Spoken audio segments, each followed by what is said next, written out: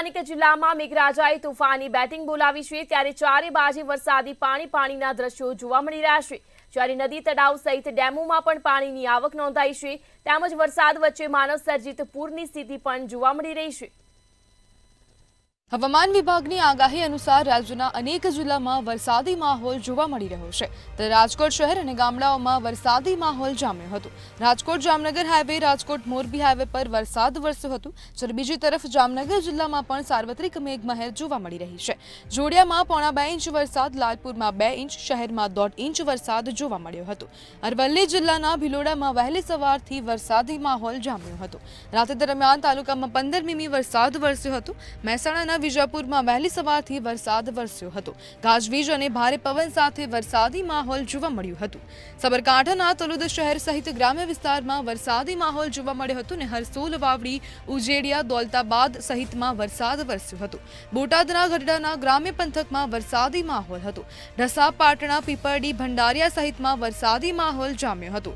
દ્વારકાના જામખંભાળિયામાં મેઘરાજાએ તોફાની બેટિંગ બોલાવી હતી। વીજળીના કડાકા ભડાકા સાથે 2 કલાકમાં 2 ઇંચ વરસાદ નોંધાયો હતો। સતત વરસી રહેલા વરસાદના કારણે અનેક નદી તળાવ સહિત ડેમોમાં પાણીની આવક નોંધાઈ છે। મહેસાણાના ધરોઈ ડેમના વધુ 4 દરવાજા ખોલવામાં આવ્યા। ડેમના કુલ 6 દરવાજા 6 ફૂટ સુધી ખોલવામાં આવ્યા છે।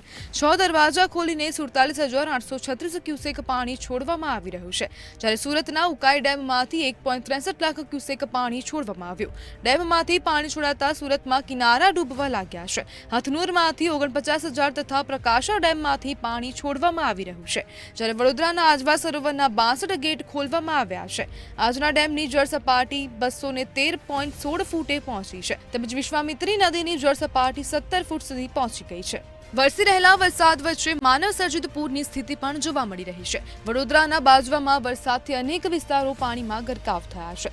કરચિયા રોડ, સંતોષીનગર, આંબેડકર નગરમાં પાણીના દ્રશ્યો જોવા મળી રહ્યા છે। વર્ષોની સમસ્યાનું કોઈ હલ ન આવતા લોકોમાં પણ ભારે રોષ જોવા મળ્યો છે।